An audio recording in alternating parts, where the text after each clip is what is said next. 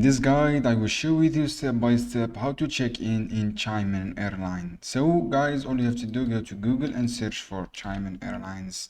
And then all you have to do, go to Xiamen Airlines on Google, click the first result as you can see here. Just wait to see this page. From here, all you have to do, you have two options here. You have a flight state and you have my trip.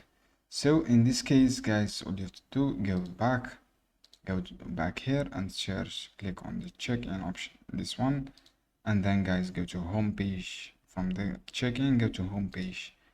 You will see this page as you can see here, round and trip. Click check-in. From the check-in, write your username and then write your given name.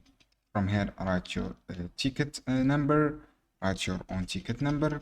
After that, enter your flight number. So enter your flight number from here, and then here after that, write your phone number, your unique phone number, enter your flight number here, and then you have to do click check-in option.